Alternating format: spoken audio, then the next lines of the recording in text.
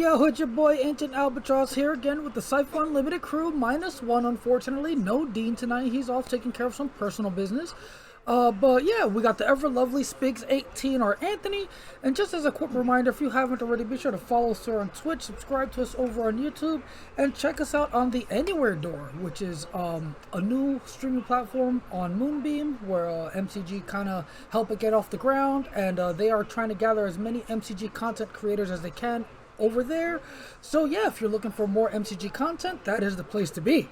But without further ado, Anthony, what are we doing here tonight? Alright, this whole video is based on a suggestion someone made in one of our last streams, or they might have made it on the Discord during the Cypher Crowdfund. I'm old, my memory's failing me, but I know it was suggested by a member of the community. You know, we haven't done a review of the last few years of Monte Cook Games crowdfund projects. Actually, it's been 3 years since we've last done one of these. So with all the hype with the Cypher project, I figured this would be the perfect time to do it again. So we plan to discuss every MCG crowdfund project, right? The money that was raised from the crowdfund, the amount of backers, and if you backed it at the everything level, how cost effective is it really for the consumer? You know, it's been no secret that this is MCG's business model since the very first version of Numenera was crowdfunded like 10 years ago. It was a huge success, so they've ran with this business model ever since. I don't blame them, because if it ain't broke, don't fix it. So let's find out together if it's worth it for us as the fans. Is it worth it to back at the everything level, and what do you get? So let's get started with the first crowdfund, and we're only doing the last 3 years because one, we don't have time for 8-hour video, and we did the previous 3 years in a video 3 years ago. So if you want to see if the value was worth it in the previous 3 years, you could go to our YouTube channel and search for that video, because it was very enlightening when we did it the first time, and I feel like this is going to be no different. So before we get right into it, chat, are your guys normally the back at the everything level crowd, or does it depend according to the crowdfund project whether you back at the everything level? I imagine it varies person to person. Like, I know a lot of us are you know, MCG fanboys, so pretty much everyone we know goes all in if they can afford it. But there's definitely outliers, or, you know, people who aren't as vocal or, you know, as entrenched in the community that I could see just, you know, doing it for projects they really care about. Like, for instance, like the Magnus Archives. Like, I'm sure people came in just to do all in on that, and then they don't really pay attention to any other Kickstarters, you know what I mean? Or Backerkits, or whatever. Yeah. But yeah, I think for the most part, a lot of us do the all in. It's just fantastic bang for your buck. And I think it's worth noting, full disclosure, myself and Al do not, we do receive every MCG product from every Backerkit for free because of our association with Monte Cook Games, and they've been great to us the last few years, not only providing us, but providing all our mods with all the books for free. But at no point in time have they ever told us to, you know, say yay or nay on any of the Backerkit projects, and this video is no different. If we disagree with something, we're definitely going to say it. They've never told us to not say otherwise, so this isn't a sponsored video, but I just wanted to put it out there that they do provide us with all the Backerkit books for free.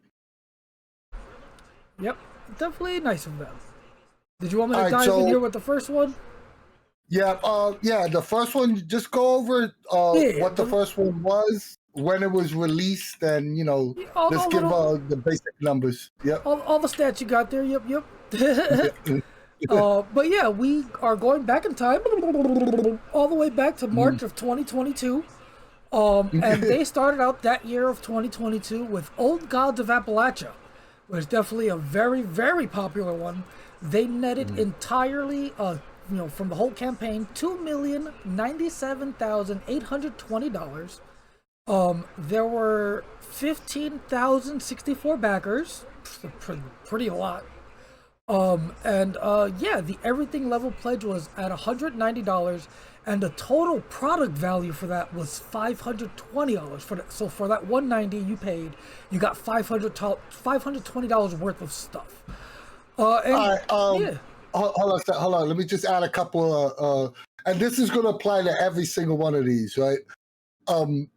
The total product value was based on, I took whatever solid book was, because I when I composed this list today, which took me several hours, I wasn't going to go through the actual value of each book, so I valued PDFs at $10. I valued non-deluxe books at $60 retail, because that's what they basically go for. I valued dice sets at $45 because that's what they basically go for, and I valued deluxe books at $100. And that's going to apply to every single one of these. good to be transparent there on how we did those calculations. But yeah, and $10 for the PDF is actually cheap, because I think technically they might be $19. Yeah, some of them are like 15, some of them are like 20, some are even like 25. It depends on the product. So yeah, $10 is never very, very conservative estimate. But yeah, so this was the first Old Gods backer kit. So definitely went crazy. As you see, we got over $2 million on that one. And with that, they hit, let me count here, 1, 2, 3, 4, 5, 6, 7, 8, 9, 10, 11, 12, 13, 14, 15, 16, 17, 18 different, stretch goals. And they had a bunch of good ones. And I don't know if we want to go through each and every stretch goal for these projects, but we saw a lot of the usual stuff where, books were expanded. Just pick one or two standouts on each one, because if not, we'll be here for 8 hours. Yeah. No, but I will say this before diving into all of them. Most of these stretch goals for all of these backer kits, most of them included like books being expanded, more books, deluxe versions of books. But again, we're not going to go through each and every one. We'll go through a couple of the cooler ones. So for Old Gods, one of the ones I thought was really cool was we got the art plates early on from 450K, which were really nice. And at 2 million, which was the cloth map. Everybody loves having that tactile, nice thing. I think those are two very cool ones. And I will say this is the last crowdfund that was on Kickstarter. Everything after this one moved on to Backerkit. So this was MCG's very last Kickstarter crowdfund project. After this, a little bit of trivia that we could ask 10 years from now. What was the last MCG Kickstarter crowdfund? It was Old Gods of Appalachia. Also, I want to point out, I think this was the beginning of the, hey, we could make a lot of money getting podcast IPs. This is what started it all, and you can't blame that, because $2 million is nothing to sneeze at, and for them to raise that sort of money, and then you're going to see it later with Magnus Archives, where it was definitely a sound business decision to go into the IP market for, the podcast IP market for role-playing games. Those numbers don't lie. Those numbers do not lie. But yeah, that was definitely a very successful campaign. The standout I want to bring out is probably two, but the standout I want to bring out is they had the autographed deluxe edition Old Gods of Appalachia, the white cover with the I think it was like a wolf on it. That was freaking awesome, and it was autographed. And the deluxe premium dice was hella cool in this set as well. And you got all of this for the back at everything level. So not only did you get all the books, but you got the dice tray, the cloth mat, the exclusive Barrow and Lock tin box. There was so much. You got audio files. The Pocket Railroad guide. There was a bunch of stuff you got with this. And for stuff like that, if they're not currently selling it at the store, I was either marking them at $10 to $20 depending on what it was. Like the audio files, I just categorized as $10. The tin, I categorized it as 20. So yeah, so right now, currently, I think it was a 2-to-1, 190 to 520, but that 520 very well may have been 600. And I think for basically all of these, like you said, our estimated like total value is going to be lower than what it actually was, because Anthony didn't want to spend 2 million hours figuring out every MSRP for each item. And some of them are impossible because a lot of the MCG, they offer exclusives, which I personally love because there's incentive to back at the everything level. And it's, as a collector of RPGs, I love the exclusive items that you only get from the backer kit, or from the crowdfund. So, and those, they don't sell at the store, so I couldn't get a monetary value if I wanted to. Huge facts. Yeah, there's definitely a lot in every, I mean, not a lot, but when I say a lot, I mean across all their campaigns, unique things that were only available through the campaign at the time. But yeah, definitely some things that we just had to guess, or Anthony had to guess on for values. But yeah, I think we can move on to the next one. Yeah, I'll do the next one. The next one was the Weird. If you guys remember the Weird, it was a smaller backer kit. The actual total money raised was $405,882. They had 4,272 backers. The everything pledge level was $175, and I valued the total product value at $320. So once again, it's a 2-to-1 on your investment. So you're essentially getting twice the value of what you put in for the at everything level. And this one only had 6 stretch goals. I mean, it was a smaller one, and I can see why. It was a system agnostic thing, firstly. And again, it wasn't an IP thing either. This was just, they wanted to make a book of tables, essentially. The standouts would be the Weird deck and the Sight deck, which I think are both not only beautiful decks, they're extremely useful, and they system agnostic decks. And you had 2 total books in the set. You had the Weird itself, the Weird book itself, and then you had the Glimmering Valley Players book, which was a Numenera book. I was going to say the standout for me with stretch goals would have been the dice, but it doesn't look like the dice were part of the stretch goal. I think it was just part of the campaign to begin with. Yep. But I would say that was my highlight of the campaign, was those dice, because I freaking love the silicone dice. No, actually, at the everything level, you did get the dice. Yes. But I don't think it was. I don't think it was a stretch goal because it's not listed in the stretch goals here. No, it was just part of the campaign. But haven't you noticed this? That since they went to Backerkit, they put in less and less of the cosmetic, or the cosmetic is not the right word, but the extra role-playing game apparel, paraphernalia included in the Backerkit from the very beginning. Like the dice are usually included. When they were on Kickstarter, those were usually stretch goals. Now they just include it. Like the dice are usually included, the player guide is usually included now. And before on Kickstarter, those used to be stretch goals, unless I'm bugging.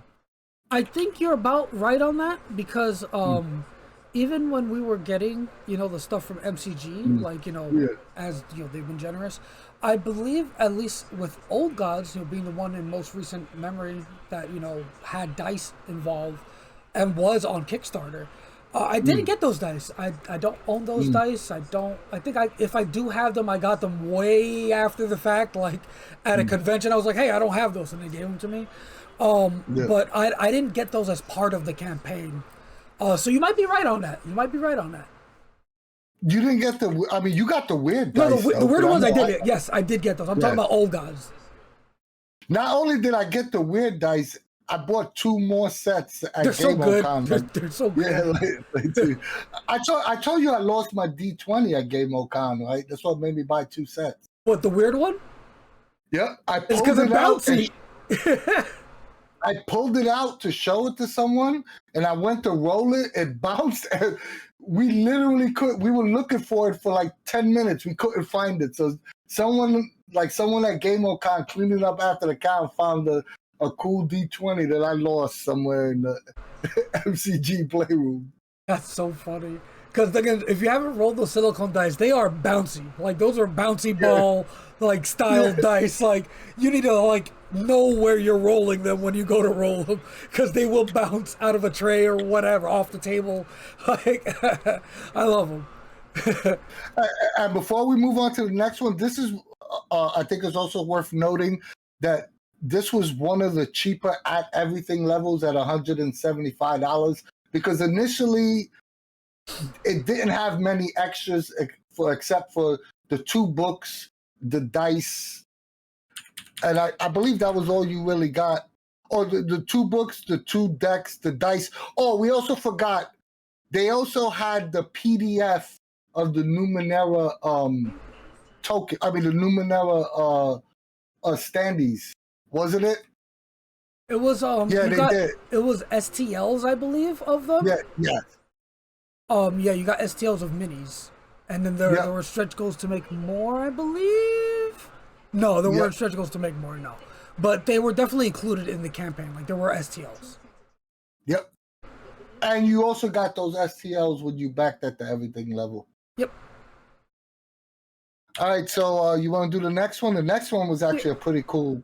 I really liked this one. So next on the list, this was in February of 2023, and this was the Adventures in Cypher system. They earned $711,366, and they had 4,559 backers. The everything level pledge was $380, and the total products valued, and at Anthony's estimate, was $675. And yeah, they hit a pretty good amount of stretch goals. 1, 2, 3, 4, 5, 6, 7, 8, 9, 10, 11 of them. Oh wait, no, 10. Or did they hit the last one? No, they were close to the last one. They were close to the mini beast here. They didn't hit it, so it was 10. Mm-hmm. It was still good amount. And in this one, what was the main thing of this? It was just the bestiary and adventures, right? You had the Adventures in Cypher System, the bestiary. You had I believe you had you had the really cool XP deck that had the art of the actual characters from the bestiary. Didn't you? You also had the creature deck from the bestiary in this one as well. Yeah, that was a stretch goal. Yep. Yeah. I don't know why. Oh, you had the poster map. Yeah, there's a lot of good stuff in here. Poster map. They made the poster map bigger. Oh no! Excuse me. They had a poster map for Rusty Redemption, and then a poster map for Only Magic. I forgot. Yeah, you had It's Only Magic. You had Rusty Redemption. You had the Cypher System starter set. You had the bestiary. You had the deluxe Cypher book. Remember the leather-bound one, which is freaking awesome. And you had the Adventures in Cypher System. Yeah, this one was freaking awesome. You had 5 books, right? You had the starter set. You had the creature deck, right? You had a ton of the XP deck, the poster map. This came with a ton of stuff. Yeah, this was definitely was a lot of bang for your buck. Yeah. What you call and this one gave you all the PDFs for free as well. Yeah, this one was just a really good Backerkit. Yeah, I believe this one also included all the previous ones. Yeah. So this one is essentially, you got more than 2 for 1 for your money. And for any, I know 380 seems like a lot, or at least to me, that seems like a good chunk of money. But when you look at the value you're getting for the $380, you can't go wrong. If I told you, you're going to get 5 books. One of them is going to be a leather-bound deluxe version, and a starter set, and a deck, and a set of dice. You know, you really can't get you can't go wrong with that. You know, with that haul. No, and on top of that, the stretch goals, you know, they added the poster maps, they made the bestiary bigger, they added, they upgraded the adventure book. This was like, again, adventures in Cypher System. If you wanted to have more better adventures in Cypher System, this was the campaign for you. And of course, we got Rust and Redemption and It's Only Magic out of this, which two top-notch books. Yeah, both of them are. Yep. All right, so I'll do the next one. This one will go be pretty quick, even though I had to break this down in 2 versions. But they returned to reprint the Black Cube in November of 2023. And this always amazes me because this is the 3rd time they printed this, and they still, on a 3rd printing, y'all, they still raised $665,980. Right, they had 2,522 backers. Right, the everything pledge without the cube was $232. With the cube, the everything pledge, you know, if you didn't have the Black Cube to begin with, had $481. Right, the total product value for the first one without the cube was $466, and the total product value with including if you also got the cube was $791. Once again, it's a 2-for-1. They had 6 stretch goals, which included the Wellspring, the Darkest Art, which was a phenomenal book based on the art of Invisible Sun. The Wellspring box set, it was a full-time box set. Those were the stretch goals. It was 6. You see. And you also got the Book of M, Nightshade, Streets of Silence, Secrets of Silent Streets, the Threshold, the Wellspring, which one am I missing? Am I missing one? Teratology and the Enchiridion of the Path. Yep. So you got 1, 2, 3, 4, 5, 6, 7 additional books plus the cube, and you got them all in PDFs, which PDFs for Invisible Sun were a big thing because you remember Invisible Sun at one point, the PDF was like $100. Yeah, a lot of people are very excited for this reprint.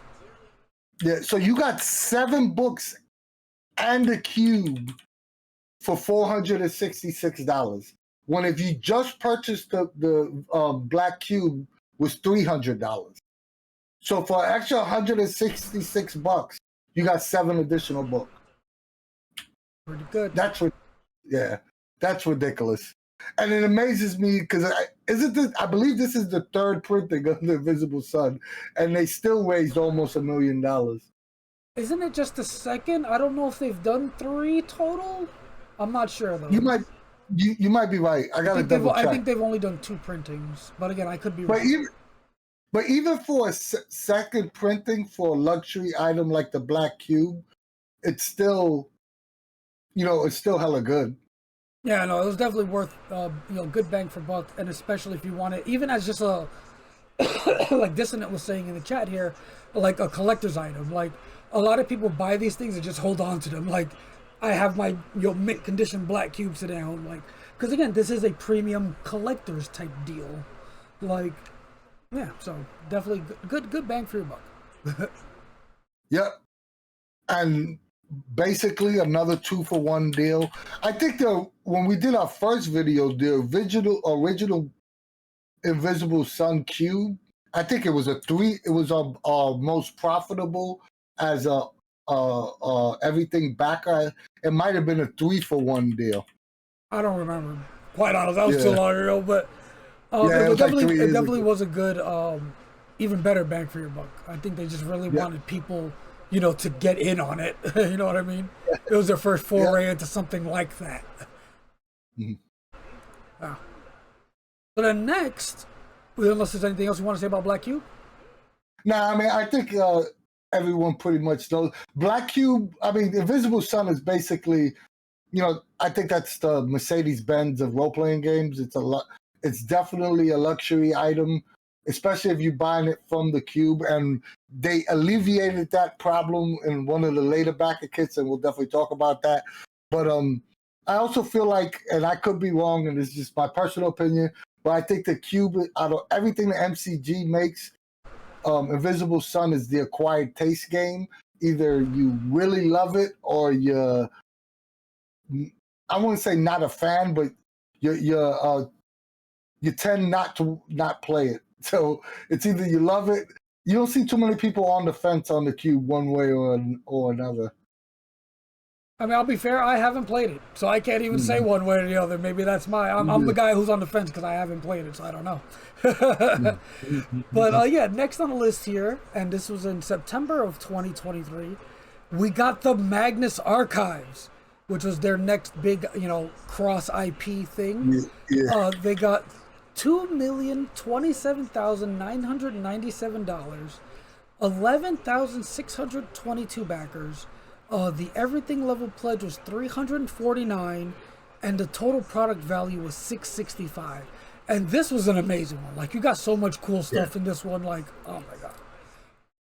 And that total product value could easily have been $800 if I was actually marking everything at the actual values. Yep. Because I know a Guess for Mr. Spider is like a $30 book or something. Yeah. What you call it? The special dice are like, $45-50 or whatever it is. But yeah, all this stuff, like, and for me, the standouts for sure is honestly the book itself. The fact that we got a Magnus Archives book, like, I think everybody lost their shit when this was announced. Like, this was such a cool crossover to see, or not really a crossover, but IP acquisition, whatever you want to call it. Yeah, and then next to that would have been the Guest for Mr. Spider. Like, they actually made the fucking book. Like, that was so cool. Yeah, this was just a very cool campaign all around.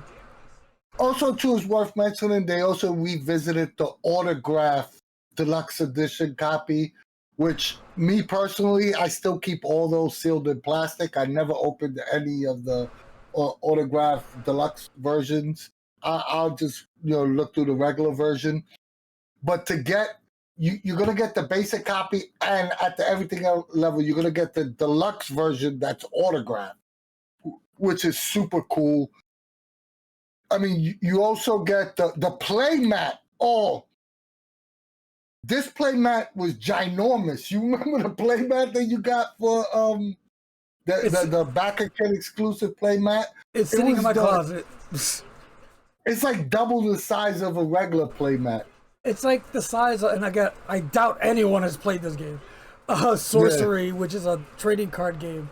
You have to play it on a map, kind of, and it's a huge map because it accounts for your playing field and your opponent's playing field. So, like, it's like the same size as that fucking giant thing.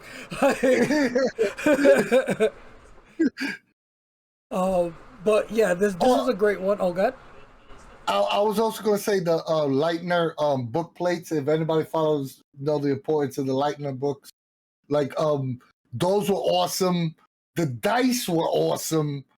And it came in that cool box. Yep, like oh yeah, I actually have all the levels. And not only was it autographed, I want to go back, by Monty, it was also autographed by Johnny, the creator of Magnus Archives.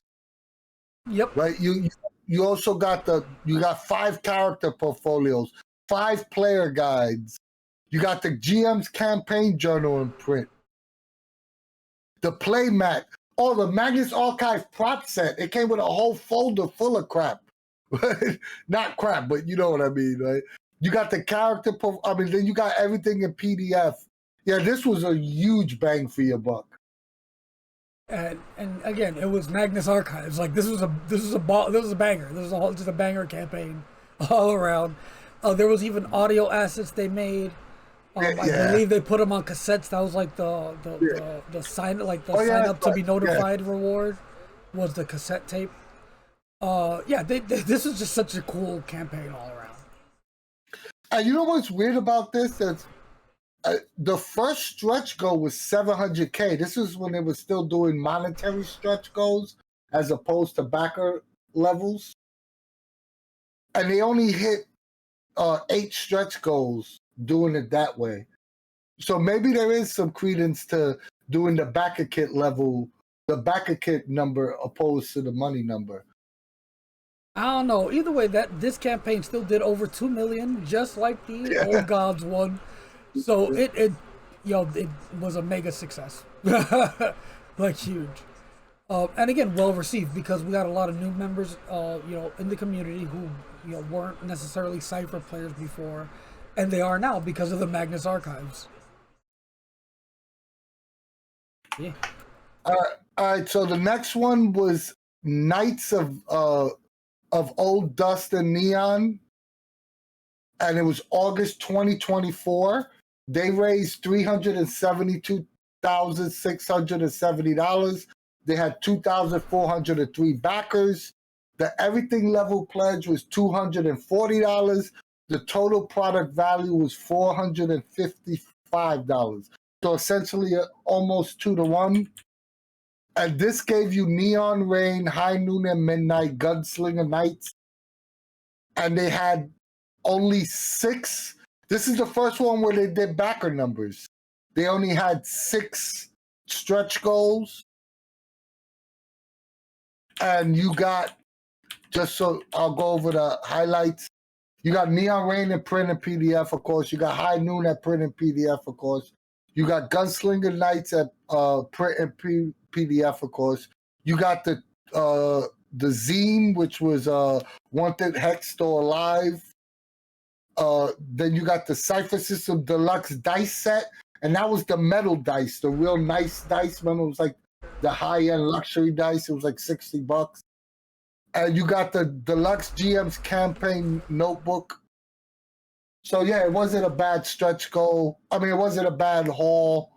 You essentially got 3 books, a dice set, a GM's Campaign Notebook, and a zine for your everything level.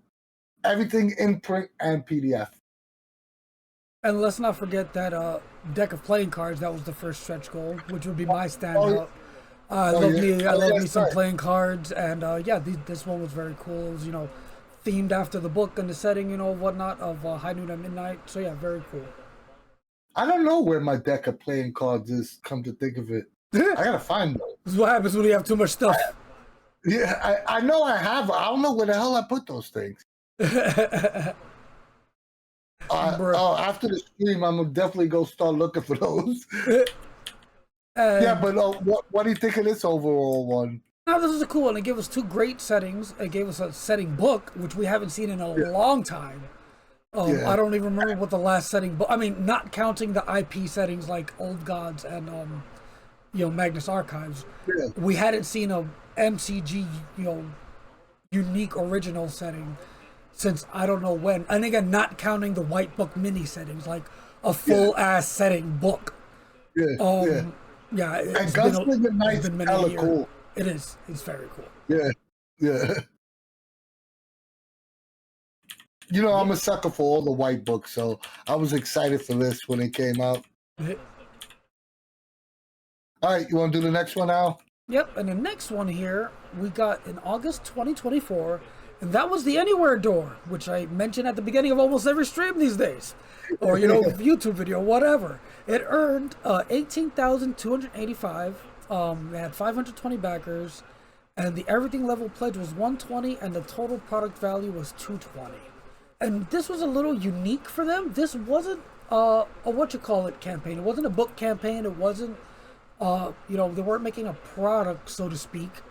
They were trying to help get a streaming platform off the ground, Moonbeam, where they founded their realm on Moonbeam called the Anywhere Door. And Moonbeam partnered with a bunch of different companies. I could not tell you which other ones at this moment, but it was like 5 or 6 other companies. Some of them role-playing companies. I know one of them was like Gen Con, so a convention company was in there. And they all did this whole campaign, co-op campaign together where they try to get their respective communities to like, get their platform off the ground or whatever. And yeah, MCG worked towards getting the Anywhere door off the ground, and we did it. Yeah. Here's where we're gonna prove that we weren't sponsored by MCG, because I think this is the one that was how do I put this? Wasn't entirely the back at everything level wasn't entirely monetary value. I put 220 because there was promise. You just supported content creators like us and Ken Hub and Mr. Tarask, and it was more of a out of the kindness of your heart backing for this, as opposed to getting a monetary value for your pledging at everything level, because you basically got a T-shirt, some stickers, and a patch. And I believe the back at everything level got a game with the staff at MCG. I am not sure if those games have happened yet.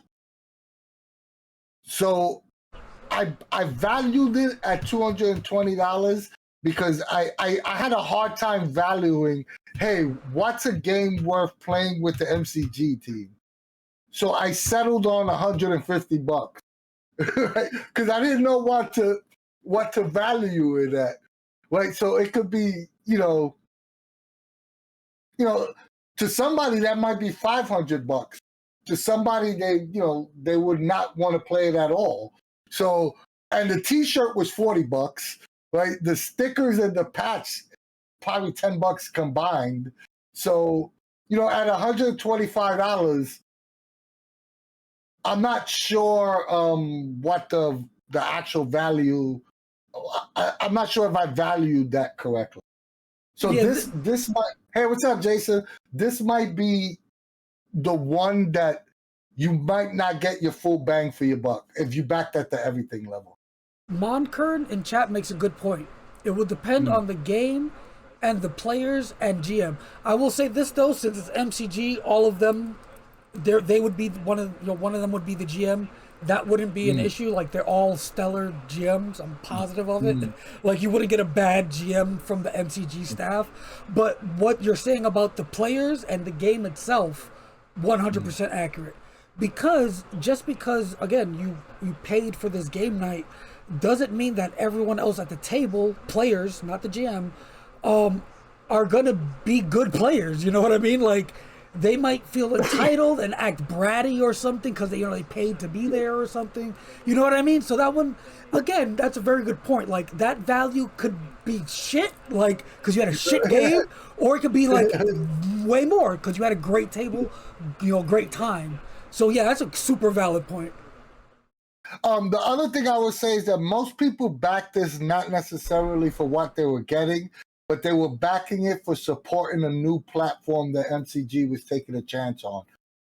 The book is still out on the Anywhere door, even though we're streaming on it right now.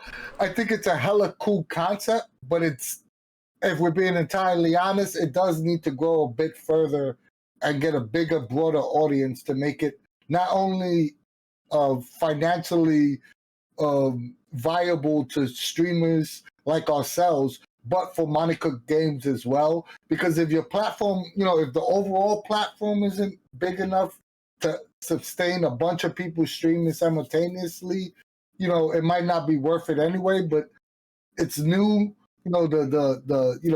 so it can only go up from here, So I'm not saying it's a failure, but I'm just saying that the book is not entirely written. The jury's not out on it yet.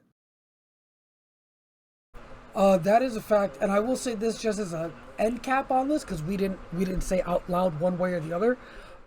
From our chat, Dissonant Signal said that MCG has not started their game nights yet. It was due to start in January, and apparently nothing yet. Again, I don't know personally what's going on, but or if anyone has gotten their games, but just based off what Dissonant has said here. Okay. Just as an end cap. I wonder if anyone has actually contacted Kate about that, though. I mean, I do see people mention it in the chat in Moonbeam. Mm. You know, not super duper often, and again, that doesn't count, private messages. But Yeah. yeah, definitely should be brought up. All right, so that was the Anywhere Door, and full disclosure, we did receive some money from the Anywhere Door Backerkit. So if you did back it and you're disappointed, no refunds, and thank you for the money. Bruh. We Bruh. appreciate it. We appreciate it. I will end this on a positive note. I will end this on a positive note. Some of that money was used to fund CypherCon 2025. And that was a blast. We had a great time. That was a great event. And some of the Anywhere Door Backerkit money did go towards that. So, positive note. Your money went to that. Mine went to cheeseburgers and vanilla shakes. Oh, bro. All right, the next one was, come on, you gotta have a sense of humor. All right, the next one was Old God. They returned to Old Gods with the Deeper Still Backerkit in September of 2024. This one raised $803,832. It had 5,211 backers. The everything level pledge was $290. The total product value was estimated at $480. A little less than 2-1 on this one. And they had seven stretch goals they hit. And you got 3 books, the hat, t-shirts, the dice set was hella cool, the mason jar, the resource deck, you had the stamps. Yeah, like I said, you had Dig Your Own Grave in print, you had All Your Gods Are Dead in print, and Come Hell to High Water in print. So that was 3 books. You had the dice set, the prop set in print, and of course everything else. The resource deck in print. You had a pendant, the t-shirt. This gave you a ton of stuff. I don't know how it was only. I should have raised the price on the. I think you got the hat, you got the stamp set, and the mason jar. for a second there, I thought you were gonna say you don't know how it didn't earn more money, like because the original Old Gods one did 2 million. This one only did 800 whatever K, 803K. I mean, but that makes sense because these are the resource books. Yes. Usually, like what I noticed, and I'm guilty of this big time. I back a ton of RPG books that I never play. Hell, you're lucky if I even get a chance to read them. So when something is new, I'm gonna back it, and I'll be like, it's $60. I'll back for the book or whatever it is. When I get the game, I never play it. So when they're releasing resources for that game, I'm not gonna back it the second time around because I didn't play the game the first time around when I backed it. So these are the true die-hard, Old Gods fans that raised 800,000. That's exactly what I was gonna say. Like this is for people who are super duper fans, and it makes sense that it was less than half of what the original one was, because people who, because again, not only what you said, there's people like me who might enjoy the base game a lot, but I also enjoy making my own content essentially, so I don't need essentially these resource books. Not to say that they're not aren't nice. Like again, new adventures, character options. If anything, the character options is what I'd be drawn to. But additional resources, again, I could take or leave. Like I make my own adventures, I make my own things, But I'm gonna say this about Old Gods, and Chad is kind of saying this as well. The artwork in Old Gods is phenomenal. Even if it's worth it to actually just even look at the imagery in these books. And everyone's saying that all 3 books are fantastic in the chat. And chat mentioned a couple times, and I 100% in agreement. MCG makes the best T-shirts. The quality is awesome. The images on them, you can wash them multiple times without fading. They just high quality t-shirts. So I love all the MCG t-shirts. Moncur made a quick correction in the chat for me. There was no new adventures as part of this. It was all character options and GMing stuff. Nice. That's definitely even better. As far as my mindset goes. And yeah, there was a ton of physical things that you got from this set. Like, so many things. So they made $3 million in the last 3 years on Oh God, the Appalachia. Just putting it out there. Alright, and then next on here, we got... you didn't put what month? You know, I'm assuming this is still 2023, right? Or did we get a 24? Oh, it's 24. Yeah. You didn't put the month, but assuming still 2024. It's 4. Yeah, hold on. It'll be 4 months apart from this one. So what was this? Oh, so it's 2025. All right, so I guess the first of 2025, and we could look this up real fast. It would have been March of 2025. There you go. And that was The Darkest Woods. And that was like the, companion or whatever next book in the line of the darkest thing, So we have The Darkest House, and now we have The Darkest Woods. That one earned $305,125, had 2,025 backers. The everything level pledge was 189, and then the total product value was 335.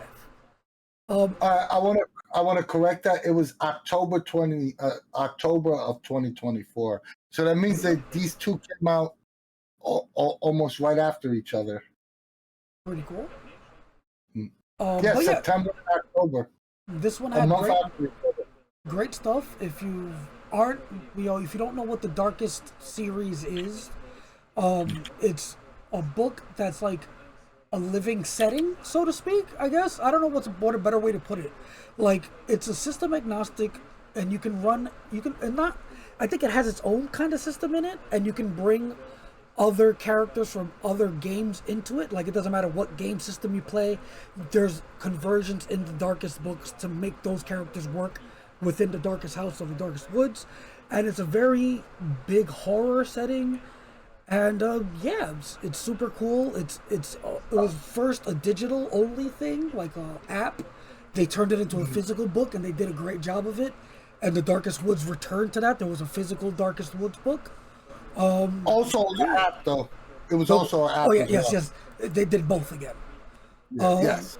Yeah, and it was again an amazing little thing. Another kind of weird one because it was not Cypher system, so to speak. It was its own thing. So it didn't do super duper crazy numbers, but it did pretty well for what it was.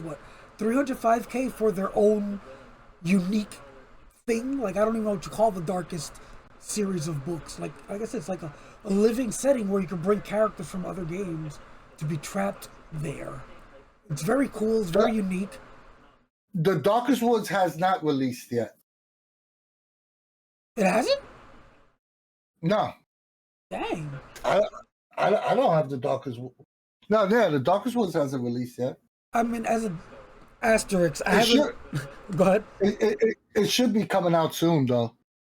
But my asterisk was I haven't claimed my physical stuff for like 2 or 3 years at this point. So I might be like I haven't gotten the dark. I haven't redeemed that. I don't think I got any of the deeper still stuff because I haven't. I think that's where my last redemption is. So I'm due for a whole lot of stuff.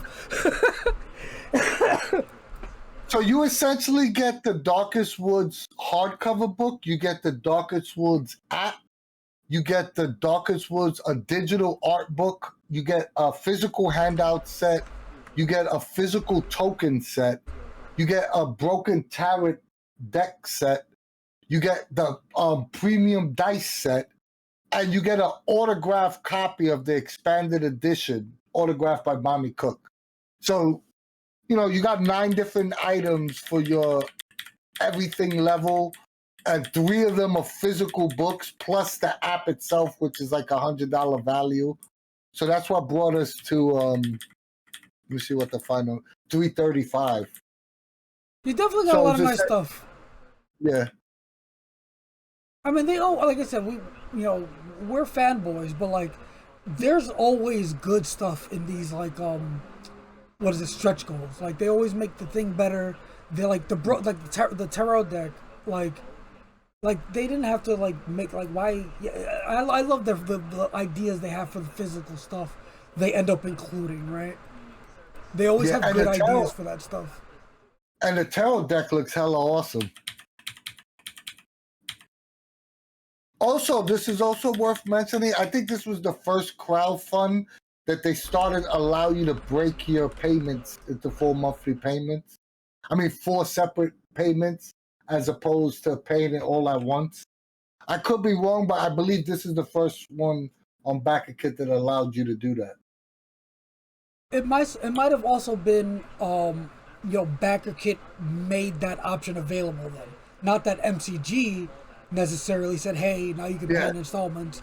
It was, "Hey, this is a new Backerkit feature." Like, yeah. Oh, definitely. Hey, Al, are we cut off on the stream like our faces? Because somebody just mentioned. no, I can see us just fine. I have no idea what you're talking about. I didn't see that in chat either. Like, all right. So the next one, no, was that you or me? I can read the next one. I honestly forgot who's next and who's when. But next one. This was another hella good one. Yes, this was another very good one, and that was the Magnus Archives Tangled Web. That was March 2025. I guess that was the first one of 2025. They got $1,015,475, 6,174 backers. The everything pledge was $255, and the total product value was $470. And this was very similar to the Deeper Still campaign, where they just kind of expanded things, right? I think there was a statement book. Yeah. Again, it was an options book. I haven't redeemed these things, so I don't know exactly what they are. 1, 2, 3. Oh, I actually put everything you got, but you did the amount of backer. If you scroll down to the bottom, you got 18 items for the everything level. Oof. A lot. So you got. Oh, you also got a free copy of the Magnus Archives, the original PDF. Right. Then you got Enter the Archives in print. You got, of course, everything in PDF as well. You got Make Your Own Statement in print, Face Your Fears in print, Do Not Open in print, the Magnus Archives prop set. You got the Magnus Institute notebook. You got the stamp set, the dust jacket set, Dig, the Leitner tome. You got another Leitner book. You got the Magnus Archives Deluxe dice set, which was hella awesome. You got the Fears XP cards. So you got 18 different items, which were including 3 new books, right? 3 new game books, plus 2 additional story books. So 5 books in total, a dice set, a new XP card set, another audio tape. You got 18 stuff for your everything level. You can't go wrong with this one.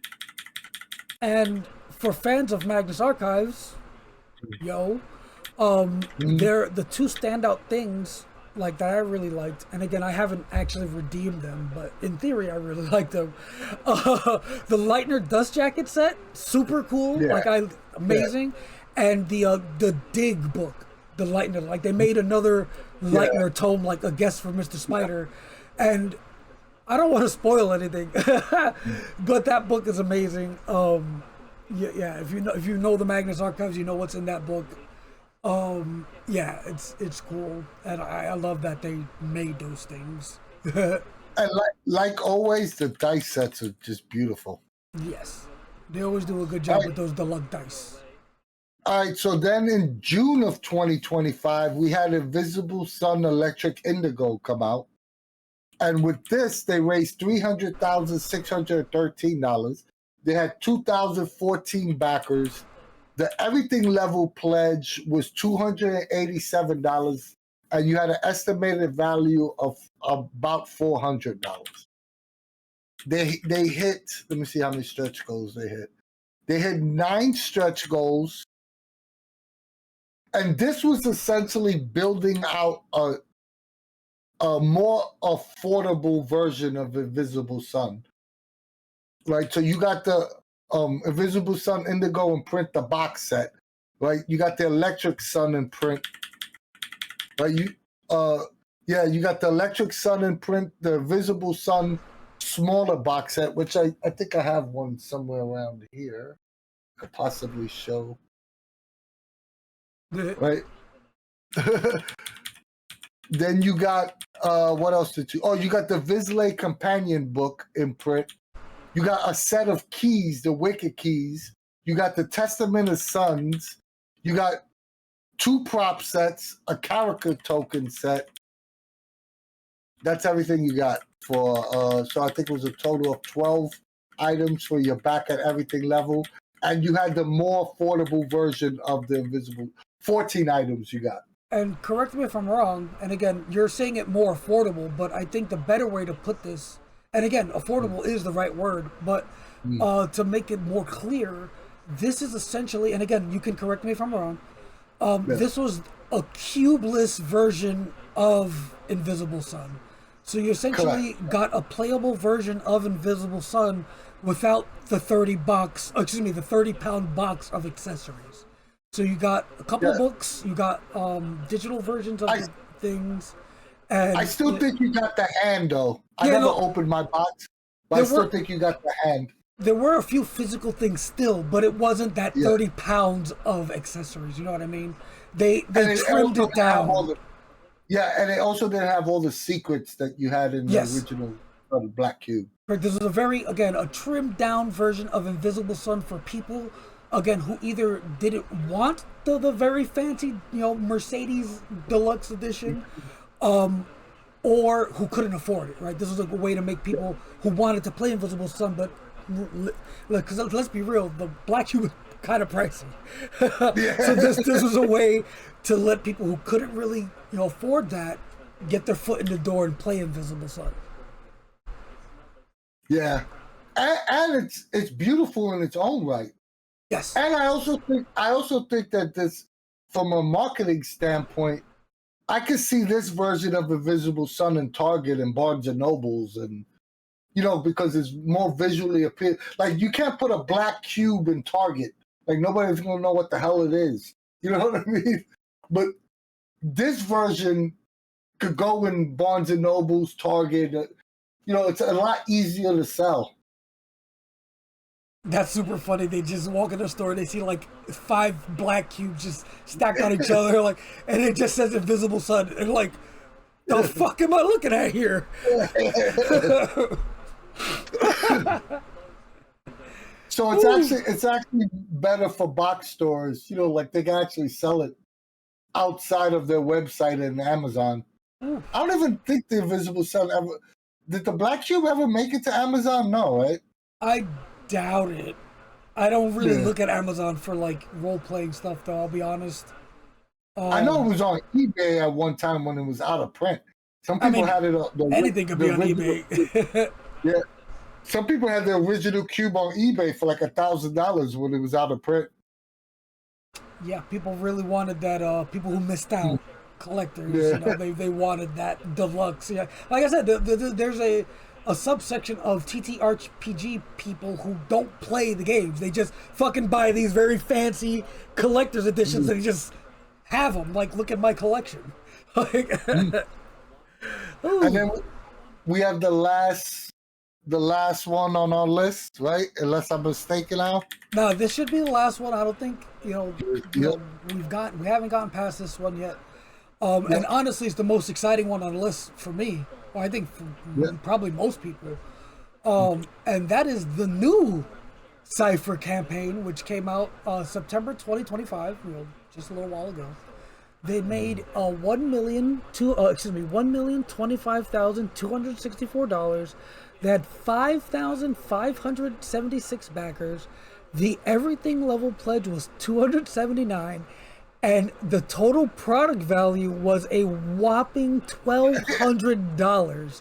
And just before we dive into everything, the reason that number was so high is because if you backed at the everything level for this campaign, you got literally every single book they've ever made in PDF. Like literally every single past Cypher book they've ever done. And you can correct me if I'm wrong because I'm not 100% on this. Did you also get the old Numenera stuff, or was it just Cypher stuff? No, it was just Cypher stuff. So yeah, but even then, there's so much of it. My gut feeling is The Numenera one is gonna have that. What's coming out on the Numenera, the next Numenera Backerkit? If they did this for Cypher, you know the Numenera crowdfunding, they're gonna do the same exact thing for all the Numenera books. Because one, that was a huge hit with this Backerkit, and two, why the hell not? If you rewrite, if you're gonna revise Numenera, might as well give all the PDFs for free as well. Yeah, and not only is it a smart thing, because again, once these books come out, like once the new versions come out, right, no one's really gonna want to buy like the old stuff, right? It's like, this is old. No one's. Why would I buy that? So it's not only like a smart thing for them, like, hey, we're like giving you this great like deal, right? It's also smart because now people who weren't gonna look at this old stuff will now look at it and talk about it. All those, like, for example, like with the Cypher system one, right? We got all the old stuff like World's Limit, like Numberless and Strange, like all these old weird niche books that not really, especially newcomers to the community, they don't really know about them. So this is a great way for like MCG to like get these books like not just into people's hands, but like into their minds and into like dialogue, right? Because normally it wouldn't get talked about, wouldn't even be looked at. But now with them giving them away, it just adds to everything. It's great. So you got a total of 46 items with the back at everything level, right? You essentially got 5-1 on your dollar for the back at everything level, which is, for this video, this hands down the best deal out of the bunch, out of the 3 years. You got the Cypher system, you got Predation, you got the Strange, you got the Cypher system, GM's guide and the player's guide. You got the updated bestiary. You got how many decks? I think it was like 4 decks or 3 different decks. You got the GM screen. There was a ton of stuff you got on this. Yeah, this one it'd be hard to talk about each thing you got because there's so fucking much of it. But as far as new stuff, like stuff from the campaign that we didn't have before, right? Amazing stuff. Like you said, like 4 different decks, 4 brand new books, because we got the 2 setting books, and now Cypher system is going to be 2 books. It's going to be a GM book and a player book. So 4 main books on top of the myriad of previous PDFs, right? And then on top of that, for new stuff, you got the one thing I'm very excited about, the divination deck. You got what you call it? I know there was another XP deck, I believe. It's 4 different decks again. Yeah. It's just so much bang for your buck with this one. Just so much. So what are you, chat, and what are you most excited for? I put this out as a question on our YouTube channel, and I was surprised. I mean, I wasn't surprised because I figured that was going to be the answer, but more people were excited I gave 3 options, right? I gave the Cypher system, the Cypher core book, Predation, or the Strange. What were you most excited for? Cypher core books won by a landslide, but I was shocked that the Strange beat out Predation. I mean, that is not surprising because there is a very outspoken, and again, maybe not outspoken, right? We have maybe a handful of people who mention like, hey, and again, this is before all this was announced and released and whatever, right? It's like, hey, I wish the Strange had more support. Hey, I wish the Strange had more support. Hey, I wish the Strange had new books, right? So it makes sense, right? Because Predation, people love it, but I don't think anyone, again, aside from people who really really like it, no one was saying, "Hey, we need new Predation. We need Predation support." Like, it was a couple of us, but it because again, Predation isn't its own game. It's a Cypher system thing. The Strange was its own thing. Like that was its own game, right? And yeah, what Jason said in chat is also makes it make more sense. It's older, it needs more modern love. Predation came out more recently, so it's a little closer to what modern Cypher is, whereas the Strange really isn't. So yeah, it makes sense. I want everything in this backer kit. I think this was the perfect backer kit for me. And yeah, I want everything here. I can't wait to get these books in my hand. I will say this. Oh God. No, go ahead, finish. No, I will say this, and again, I like to say this because we're not all sunshine, whatever, and I've said it previously. I don't think I've ever said it again since this whole campaign wrapped or whatever. But I feel like one part of this that was kind of a cop out was the bestiary, because they're not updating it. You said updated bestiary. They're like, I guess a better word would be remastering it. They're just making it like in line with New Cypher. And in my mind, when they announced the bestiary, because this is like before they really said specifically what it was going to be, like in my mind, I was like, oh shit, a new bestiary? Like that book should be like 50%, the old bestiary and 50% new stuff. Whereas what we actually got was 100% old stuff, just reworded to be in line with New Cypher. I think that was a cop out. Like they could have at least gave us 25% of a new book. You know what I mean? Like if they're going back to redo it, just to be serious, just to be serious.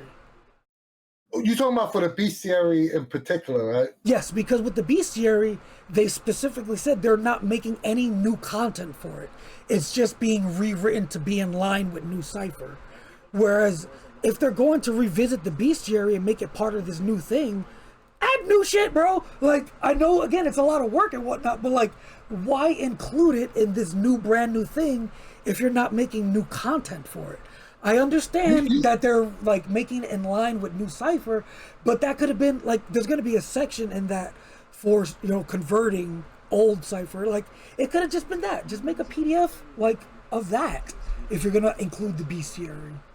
Like, and again, I know people are excited for like having it officially done for them, but again, I think they could have at least included some new bestiary content in there. I definitely see a point, but just to play devil's advocate just for the sake of for the video, right? The bestiary is a reasonably new book. That book came out within the last year or so. Yes. So I could definitely see the need to be like, hey, we just dropped this. And if we release a new one, it might make the fans that purchased that book 6 months ago feel ripped off. That, hey, I just bought this book and now it's out, updated and, So I could definitely see the argument of, hey, we'll just update it and give the people the free option of, getting an updated version of it, but your version of the book isn't totally obsolete. So just if it was an older book, then I would say yeah. But that book, I don't think that book has been out over a year. No, it is very new. Yes, 100%. Yeah, is very new. But I will say this though, just as a counter, whatever point to that, right? Yeah. And again, if they included new content, right, you can also just either release just that new content as a PDF and give it to anybody who's bought the old bestiary, or even again make a small little pamphlet. Like they've done little like soft cover, 25-page little thing, right? Like, hey, you bought the old bestiary, here's the update. Like it'll have that small section of how to convert your old book to the new stuff, and it'll have the new content in it. Or zine, yeah, a zine would be a good. Like they've made zines, like that could have been a zine. Mm-hmm. Jason wrote something funny. He said Charles said they were re-releasing it for completionists who wanted new style. when he said that, I immediately thought, okay, for Spiggs and Dean then. And you know what, Jason? You're 100% right, because I am a completionist, and I was thinking the same exact thing. Yes, please. Whew.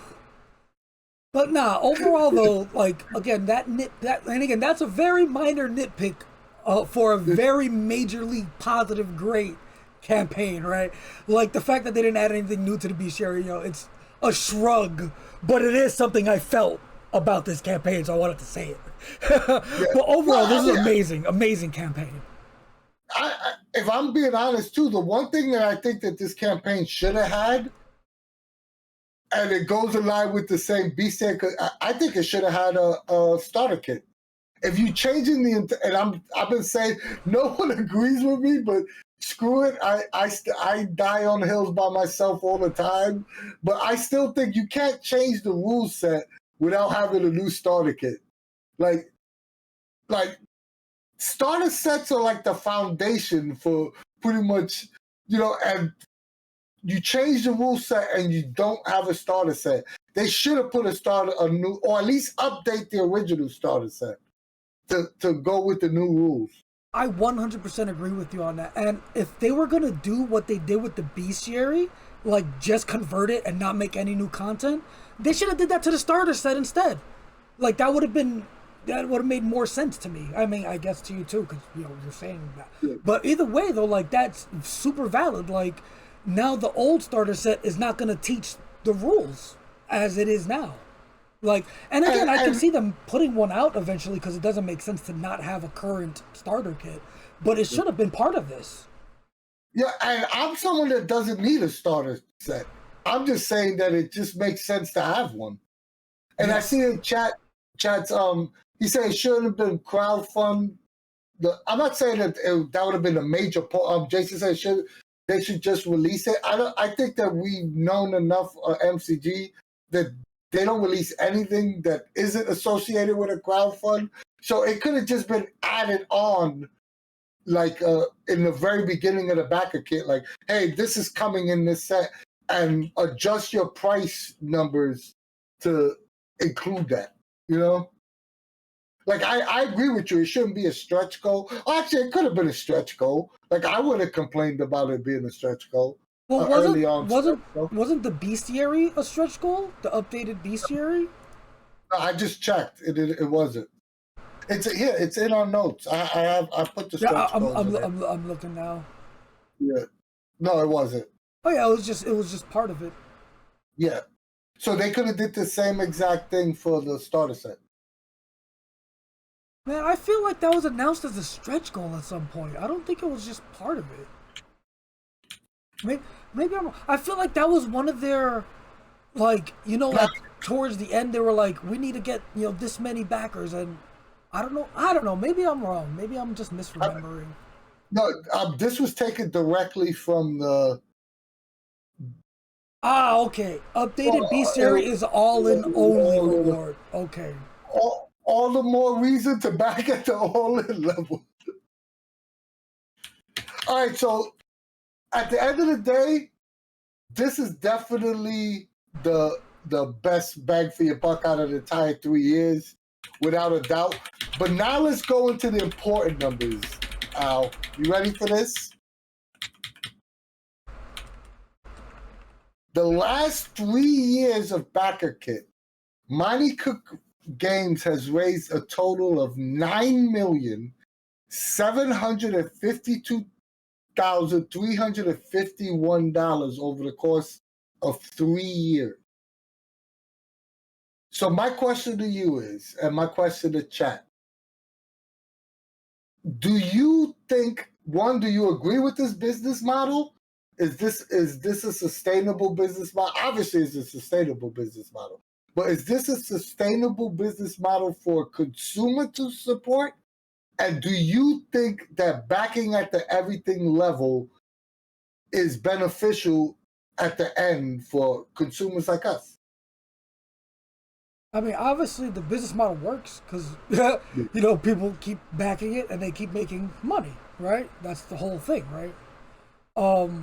Whether they make a huge profit or not, I have no idea because I don't know what their financial situation, how much costs, whatever per campaign, right? Oh, But yeah. in the end, what really matters, and what matters to us as consumers, is Mm. is it worth our money to back them, right? Do we get our money's worth in the end? And I would say 99% of the time you do. If you back in the all in, you're pretty much guaranteed to make, or not make, but get more than what you paid for, right? Pretty much every single time. I think the only Yeah. exception was, and this is you know, questionable because we couldn't really value it, was the Anywhere Door, which wasn't even a book. It wasn't even, it was another weird one, right? But anytime they put out a book, and anytime they, whatever, right, something they're making product wise, that is always bang for buck. You're at least getting, you know, Mm. at least double, at least 75% more than what you spent. Which again, it's amazing deals. Yeah, I 100%. I think that you always get at minimum double your money on your investment in product. The product is MCG has, to my knowledge, have never not fulfilled a backer kit in over 10 years of business. Have not fulfilled a crowdfund in over 10 years of business. So and they usually 95% of the time deliver their products on the time, the release date they state they do. So you're getting your product, you're getting a high quality product, you're getting double your money. So it's a no-brainer. And they absolutely turn a profit because they take into account the cost of printing and delivering all these books in the initial cost of the backer kit. So anything that they sell, because you mentioned that earlier, Al, so we'll touch on that. The overhead costs is covered in the backer kit. So anything they sell after the fact is all profit. So it's definitely financially feasible for them to continue doing this, until the wheels fall off. Right? I think one of the benefits of them doing this is it allows the small creative team to plan out the following year's workload, if that makes any sense. Because if hey, we're doing we're doing 5 more books and dates and times, because they're a small team. So I think running it through Backerkit allows them to really flesh out who's working on what, when, with target dates and times. So it forces them to, release their projects on deadlines. And I appreciate that. Yeah, they definitely do well, do good work, and what you call it, when you back them, you know that, again, like you just said, they're gonna 9 times out of 10 hit those marks on time. Like you won't be there waiting and waiting and waiting. I know there's been a lot of chat over the past couple weeks, or week or two since the new Cypher campaign ended. People are just anxious to get their PDFs. Like the people who are new to the community and whatnot, they want all the old PDFs so they can catch up, right? That's the only kind of exception here, is that they kind of have to wait until MCG reaches those steps in their processes of getting that material disseminated or whatever, distributed. But aside from that, like as far as making their new products and whatnot, they're generally always hit their deadlines, and we're not left wondering like, hey, where the fuck is that book we backed 2 years ago? Like they're definitely very good about it. But you also brought up there are some negatives to being a sole backer kit, a sole crowdfund company, and that's one of the negatives, that someone purchases something and then they get the ants of now I have to wait for this, right? As opposed to someone like Watsy that just releases the book, you go pick it up, you buy it, you know the release date, you pick it up on that day, and you have the product. It builds the hype. Sometimes with backer kit projects, I feel like the hype is built during the backer kit, but then it's sort of, when you don't get the book for a year, it sort of gets forgotten about. So then when the book releases, it's like, oh, like Rust and Redemption is a perfect example. I was super hyped for Rust and Redemption when when it was released in the Backerkit. By the time I got it, there was so many other, like I got so many MCG products that it's hard to be like, oh, I'm gonna drop what I'm doing to now look at Rust and Redemption and let's start really like playing that. You know what I mean? So that can't, and they release so many Backerkit, so many crowdfunds in a year. They do about 3 a year.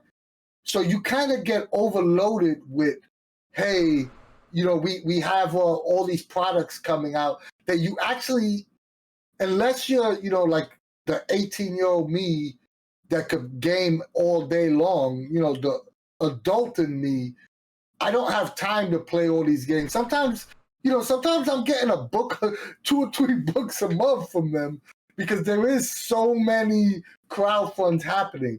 So that could also be a negative. It definitely is. And again, it's a weird negative, like, because it's a positive because you're getting so much stuff, right? But again, it does kind of get lost in the back of your mind. Like you said, it's just so much stuff, right? And the only time that really is not an issue is, again, some people are like this, some people not. You get really obsessed with that thing, like Rust and Redemption, like use that as an example. So they were just waiting for the day for that to drop. And they literally were just waiting. And again, some people are like that, some not. I think for the most part, most people will just like, oh, I'm excited for that. They back it and then they forget about it, right? And then by the time they get it, it's like, oh, but now I'm excited about the next thing coming, right? And I see this problem a lot in, and it's not nearly as prevalent within, I guess, within Monte Cook Games, TTRPG space, but this happens a lot with Magic the Gathering, especially in recent years. They're putting out like 6, 7 sets a year. Like, it's hard to get excited about the one thing when the next thing's coming is more exciting or whatever, right? You're already thinking about the next thing's coming. So yeah, it could be kind of a negative where there's a little too much product coming out and you don't have enough time to be excited about it while it's new because the next new thing is exciting. Yeah, it's kind of a funny problem to have, but yeah. Yeah. I mean, what is it? It's I don't know what the phrase is. First world problem. Yeah, it's first world problems. We got too many cool games to play. But it does, I think you did touch on it. Like, it does kind of kill the buzz of these great games that they're producing. Because you get, like, you're excited for it, and then it sort of gets forgotten because the next Backerkit is something you're even more excited for. You know what I mean? So when you do get the product in your hand, we're to see you. We're going to play everything, right? But it does, like, do you think that the way you solve that problem is doing 2 Backerkits a year instead of 3? I think the good way to do it, and I only thought of this because Three-Headed Monkey in chat just said it, and it would be interesting to see how many projects they can put out a year doing it this way. And Three-Headed Monkey said MCDM is good in that space. They usually completely resolve one crowdfunding release before moving on to the next one. So I'm assuming in this situation, they write it, they print it, it's in everybody's hands before they move on and say, hey, this is the next thing we're working on. And I don't know MCDM, so I don't know if that's how they do it, but... That's Matt Colville, the Jaw Steel guys. But the difference is, right, which I 100% agree that, but they also raise like 5 to 6 million every time they crowdsource. So there's also less of a financial commitment to pay your staff when you're raising, because Jaw Steel raised like 7 million or something like that. It might have been more than that. So, that's a big difference when, you have to, just like with the planning of books, the planning of who's writing and who's designing the book, Charles has to plan 2 years ahead of time to pay taxes, to cover costs, to cover the warehouse, keep the lights on. So they still need money coming in, right? And it's a lot easier for the Draw Still guys to do it when they get 7 or 8 million a Backerkit. That is super valid. That's hella valid. Because again, if they're doing one a year or whatever, they have that 8 million until they're done with that project. Yeah. Whereas MCG, you see, on average, is about 500, 600K, right? Not even in that arena. Like, it depends on the project. Depends on the project. I'm talking about averages. Just an average. No, if we do an average, because they raised almost 10 million over 3 years, so that means they averaged like 3.5 million a year over the course of all 3 Kickstarters. All 3 Backerkits per year, so it's about 3.5 million.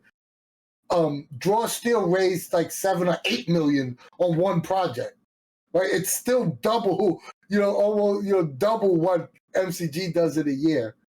So that's why they could say, "Go, okay, we're gonna wait to release it." No, that is hella valid. That is definitely valid.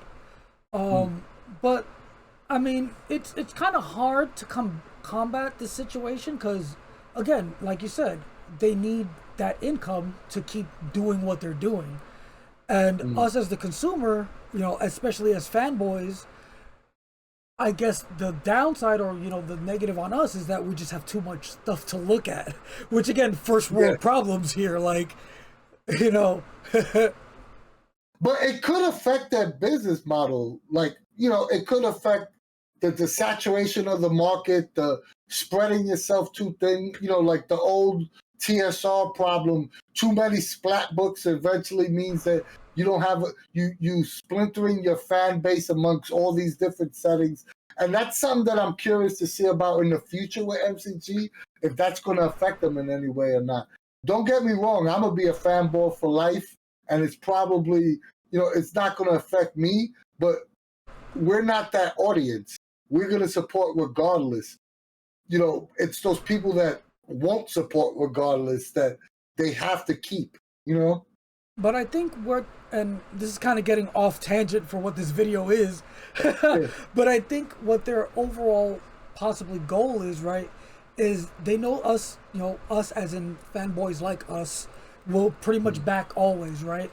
And then I guess the hope in the long term with people who are not like us is that they put out, of the 3 or 4 things they do a year, hopefully 1 or 2 of those will appeal to the non-fanboys, right? And keep them on the hook, so to speak. I think that's probably what they're going for, and if we look at what they do each year, we can probably see that pattern, right? We'll probably have like 2 or 3 that are like, very catered to the core group of fans, and then we have like the other rest of them are like the Magnus Archives or like Old Gods, right? I think again, if we go and look at the pattern, that might be the pattern we're seeing. Yeah. But who knows? I mean, we're here for it all. And chat, what do you guys think of over the last 3 years? Once again, let us know in the comment section. If you're watching this on YouTube, let us know, what do you think? Do you like MCG's business model? We're here to tell you that it's definitely worth it to back at all level. You always get your bang for your buck, and I appreciate their business model, but I can see where some people may not. And if you appreciate it, tell us why. If you don't, tell us why as well. We want to know everyone's opinions. And Al, you want to add anything into this before I go into my spiel? No, just it's hard to really speak on it too much because most of the people who watch this are fanboys. Like, we're kind of the same mindsets. But if you happen to be listening to this and you're not like that, right? These Backerkits are pretty much always worth it, right?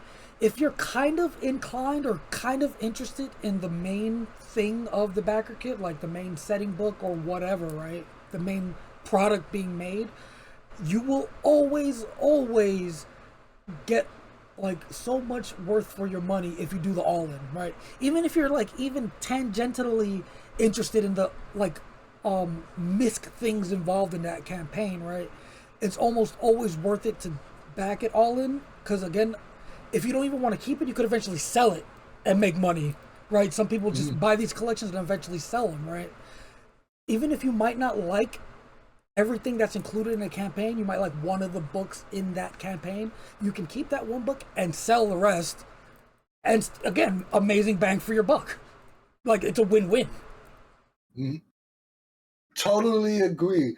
And speaking of win-win, if you like us and you like what we do, join the Cypher Unlimited Discord server for all things Monte Cook Games. We have the largest fan-run Discord for everything MCG. But if Discord's not for you, join our Facebook group. Not as big as our Discord, but still great conversations being had there daily. Our videos are always free, but if you want to support us financially in any way, you could give us a donation on Ko-fi. It helps us out with little things like running online conventions like CypherCon, or go to our online store and pick up some cool Cypher Unlimited merch. And yes, the CypherCon t-shirts are still available, but they won't be available for long. Give us a follow here on Twitch, or sub here on Twitch, or go to our YouTube channel, like, share, and subscribe there. You could also give us a follow on the Anywhere Door or Moonbeam. We're still trying to build all three platforms simultaneously, and any help you could give us in that direction would be greatly appreciated. And if you're watching this on Moonbeam, or watching this on YouTube, put a comment in the comment section. It really helps us out with the algorithm. And last but not least, we love you guys. Yep, thank you guys so much for coming and chatting, chat. It was a blast. As usual, definitely got to really see how much you get for your buck when you back the Monte Cook Games campaign. And, you know, every 3 years, whenever we do this, it's always the same. You get hella good bang for your buck on these campaigns. So, yeah, if that's anything to take away, yo, take it away. But yeah, thank you, Anthony, chatting with me. Again, I don't know why I thank you like you're a fucking guest. I need to find a better way to thank you at the end. But thank you, everybody. And from us at the CU, we will see you later.